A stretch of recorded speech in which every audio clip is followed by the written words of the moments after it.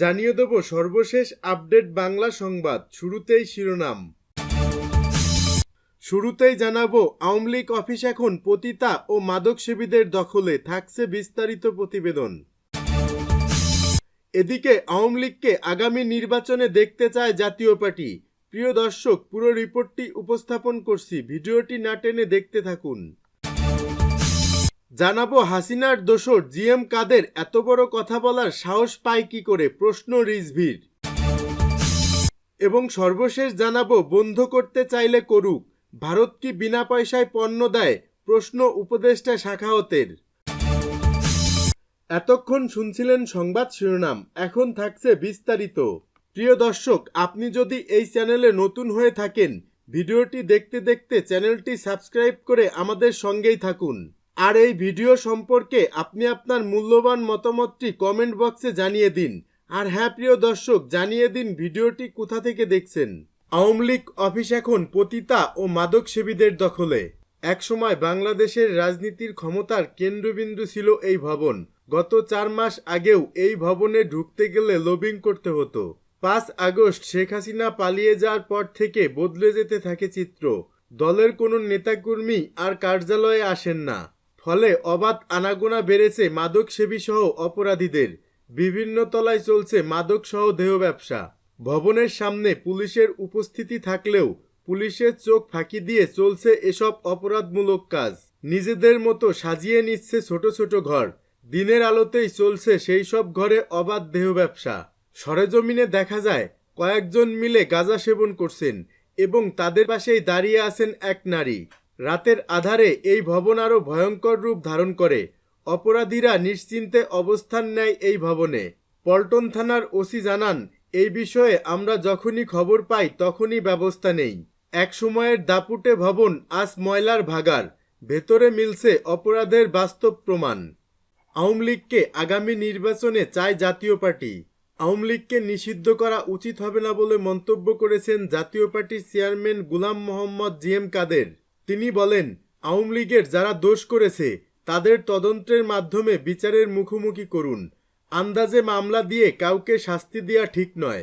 একটি সংগঠনের সবাইকে অপরাধী যদি তাই ভাবেন, তাহলে শেখ হাসিনার সঙ্গে আপনাদের তফাৎ কি? শেখ হাসিনা মনে করত বিএনপি ও জামায়াত করলেই অপরাধী। এখন তো আপনারা সেটাই করছেন। আমরা চাই আগামী নির্বাচনে সকল দল অংশ নিক। শনিবার দুপুরে জাতীয় পার্টি চেয়ারম্যানের বনানী কার্যালয়ে সংবিধান সংরক্ষণ দিবস উপলক্ষে আয়োজিত আলোচনা সভায় সভাপতির বক্তব্যে জিএম কাদের এসব কথা বলেন। জিএম কাদের বলেন, যাদের নিবন্ধন দিয়েছেন তাদের কেন নির্বাচনে আসতে দেবেন না? সাংবাদিকদের এক প্রশ্নের জবাবে তিনি বলেন, কোনো আগ্রাসন এলে স্বাভাবিকভাবেই আমরা তা প্রতিহত করব। এটার জন্য গলাবাজির দরকার নাই। কেউ কেউ বলেন, আগ্রাসন এলে 1 ইঞ্চিও ছাড় দেব না। কে আপনাকে ছাড় দিতে বলে? আমাদের দেশে আর্মি আছে, বিজিবি আছেন না? জিএম কাদের বলেন, 2008 সালের নির্বাচনে আওয়ামী লীগ পেয়েছিল 230টি আসন। তাদের ভোটের হার ছিল 48.04। বিএনপি পেয়েছিল 30টি আসন। তাদের ভোটের হার ছিল 32.05। জাতীয় পার্টি পেয়েছিল 27টি আসন। ভোটের হার ছিল 7.07। আওয়ামী লীগ ও জাতীয় পার্টিকে বাদ দিলে দেশের 50% মানুষের প্রতিনিধিত্বকারী দলকে জাতীয় ঐক্যের ডাকের বাইরে রাখা হয়েছে। 50% মানুষের দলকে সংলাপের বাইরে রাখা হয়েছে। এতে জাতিগতভাবে অবিশ্বাসের সৃষ্টি হয়েছে। দেশে একটা সংঘাতময় পরিবেশের সৃষ্টি হয়েছে। তিনি বলেন, 1971 সালের স্বাধীনতা যুদ্ধের সময় হানাদাররা বলেছিল, আমরা মানুষ চাই না, মাটি চাই। পুরামাটির নীতিতে মানুষকে গাদ্দার মনে করা হয়েছিল। 50% মানুষের প্রতিনিধিত্বকারী দলকে বাদ দিয়ে সুন্দর দেশ গড়া বাস্তবসম্মত নয়। শান্তিপূর্ণভাবে মিছিল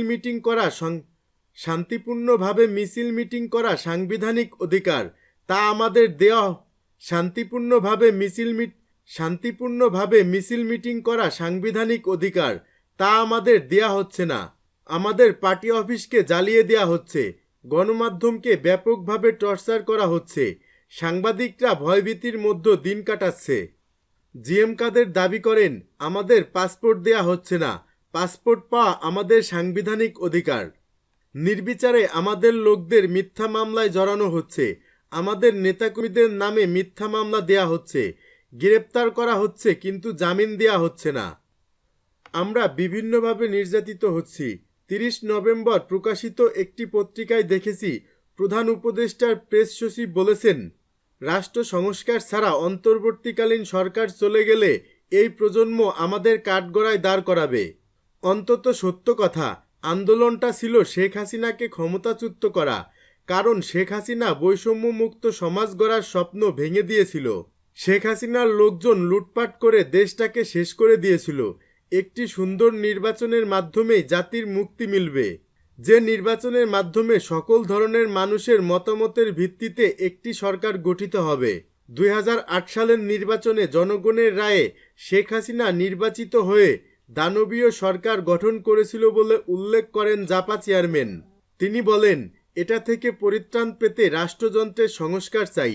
বৈষম্যমুক্ত সমাজের জন্য শুধু ছাত্র না, আজীবন সকল শ্রেণী পেশার মানুষ যুদ্ধ করেছে। বৈষম্যমুক্ত সমাজ গড়তে জাতীয় ঐক্য দরকার। সংস্কারে সবার মতামত দরকার আছে। পরবর্তীতে এটি সংসদেও পাশ করতে হবে।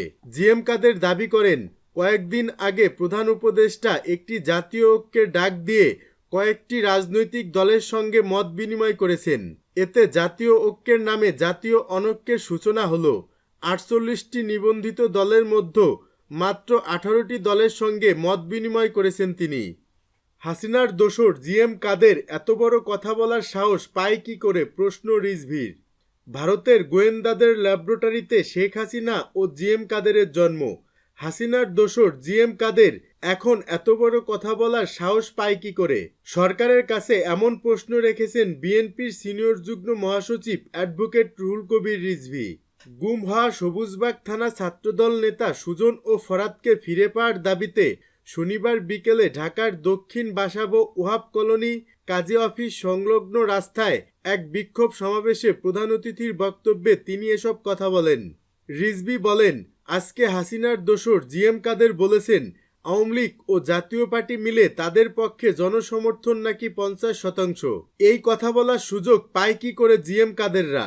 শেখ হাসিনার রক্ত ঝরানো যে দুঃশাসন, সেই দুঃশাসনের মধ্যে কত মায়ের যে বুক খালি হয়েছে, কত বোনের চোখ দিয়ে অশ্রু ঝরে পড়েছে, কত বাবা যে পাগল হয়ে গেছে সন্তানের শোকে, তার কোনো শেষ নেই। সেই শেখ হাসিনার 17 বছরের নির্মম শাসনকে যারা বৈধতা দিয়েছে তারা হলেন স্বৈরাচার এরশাদ, তার ভাই কাদের, এরশাদের স্ত্রী রওশন এরশাদ। আজ গলা বের করে উঁচু গলায় কথা বলে কি করে? বিএনপির এই মুখপাত্র বলেন, আমরা সবাই জানি ওই ভারতের ল্যাবরেটরিতেই শেখ হাসিনার জন্ম, ওখানে জিএম কাদেরের জন্ম। ভারতের গোয়েন্দাদের ল্যাবরেটরিতেই রওশন এরশাদের জন্ম। ওরা তো কথা বলবেই। এখন ঘাপটি মেরে থাকলেও তারা যে কোনো মুহূর্তে সুযোগ পেলে সবল দিবে। অন্তর্বর্তীকালীন সরকারের উদ্দেশ্যে বিএনপির সিনিয়র যুগ্ম মহাসচিব বলেন, আজকে অন্তর্বর্তীকালীন সরকারকে সবাই সমর্থন দিয়েছে। গণতন্ত্রকামী মানুষরা সমর্থন দিয়েছে। যাদের সন্তানদেরকে শেখ হাসিনা গুলি করে হত্যা করেছে তারাও সমর্থন দিয়েছে। আপনাদের কাজ কি শুধুমাত্র গদির মধ্যে বসে থাকা, এসি রুমের মধ্যে বসে থাকা? আপনারা এই 4 মাসে কি কাজ করেছেন দেখাতে পারবেন? আজকেও সয়াবিন তেল কেন 185 টাকা থেকে 190 টাকা কেজি হবে? এজন্যই কি অন্তর্বর্তীকালীন সরকারকে জনগণ সমর্থন দিয়েছে? এখনো তো বাজার নিয়ন্ত্রণ করছে আওয়ামী লীগের লোকেরা।